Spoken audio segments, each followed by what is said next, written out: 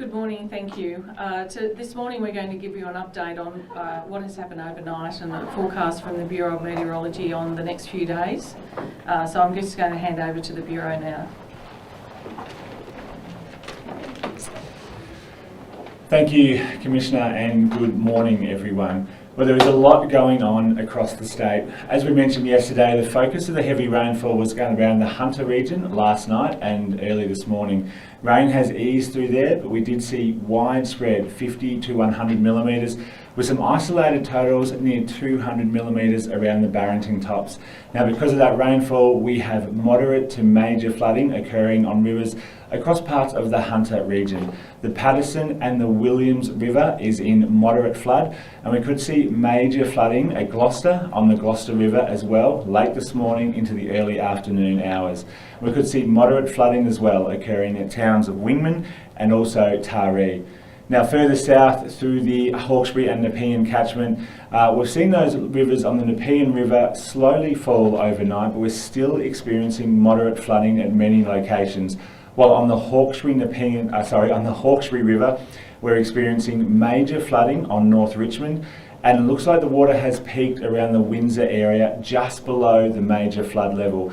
But there's still a lot of water in these catchments, and they will take quite a while to slowly fall, particularly with showers continuing through today and tomorrow. Further north, around the Northern Rivers area, we've seen the water levels drop to minor at Lismore, and we're continuing to see them fall very slowly at Ballina as well. But there again, a lot of water still moving through the river systems there, so moderate to major flooding will continue there today and then ease again tomorrow. We could see some showers and isolated thunderstorms up there again today, but they'll be very hit and miss, thankfully. So most areas should stay dry through today and tomorrow, but do be aware this afternoon for the possibility of some severe thunderstorms again up in the Northern Rivers this afternoon and this evening. Now, as we move through today, showers will continue from the Illawarra all the way up into the Hunter region. They will be brief, they will be isolated, but they will bring brief bursts of heavy rainfall. And then as we move into tomorrow, the next weather system will move in from the west.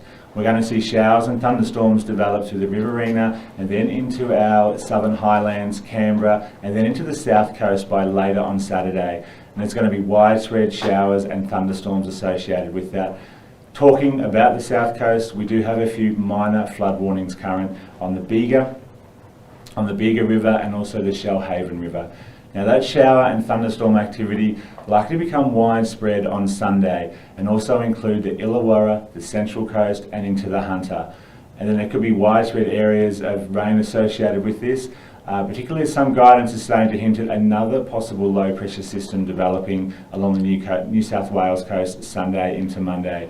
And as we know here in New South Wales, with any low pressure system, they are very dynamic and evolving situations. So where the areas of heaviest rainfall will fall, we won't know until closer, but it's still, regardless of that, we're looking at widespread shower and thunderstorm activity developing across much of eastern New South Wales from the mid-north coast all the way down to the Victorian border and extending inland on Sunday and Monday.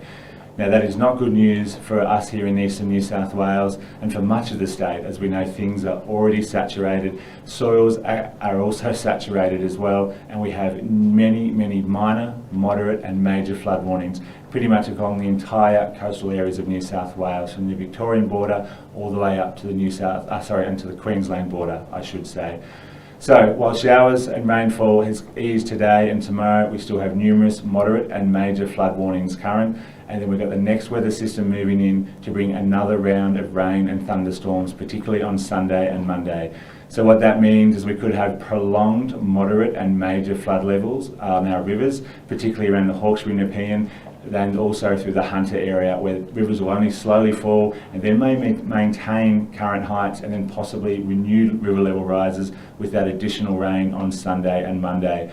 So I say to all our residents extending from right across eastern New South Wales, especially as on Sunday and Monday, Please stay up to date with the latest forecast and warnings via the Bureau's website, app and social media. Keep up to date with the latest warnings issued, as well as all the flood warnings. There are numerous, and you can always continue to keep updated on those warnings on our website. They're updated every few hours, and we'll continue to update the forecast as well as this evolving situation moves into New South Wales.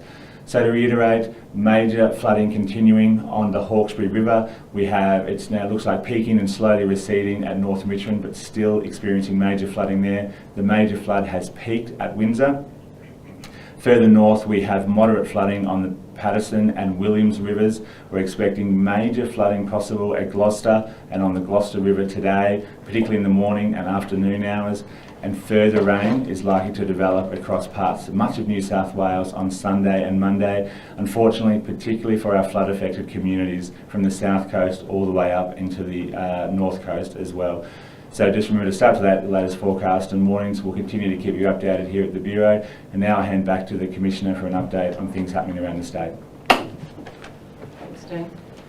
So the SES Police and Emergency Services are very active in relation to our operational response activities. Overnight we had 700 additional calls for assistance, as well as 13 flood rescues.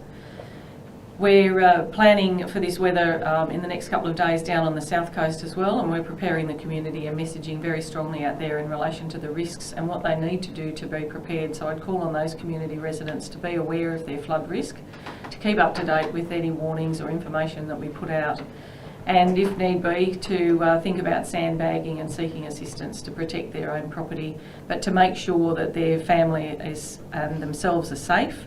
To look at the SES website for any information that can help them in relation to that preparation, particularly down there in relation to stock and domestic animals. There's a lot of information on the SES website under the Get Ready Animals campaign that we have launched. So further up overnight, it's been very busy as well in the northern rivers. At the same time as the operational activity, we've sent further resources up there to help those communities, and we're starting, or have started yesterday, in relation to doing our damage assessments and trying to get residents back into their homes and businesses back in so that they can start up the clean-up. There's an additional 600 resources that have been sent up for police and emergency services to work with the existing large number of local resources that are already up there helping the communities. In addition to that, there's over 280 ADF, Australian Defence Force personnel, that have been pre-positioned and are going into communities today to assist them with the clean-up.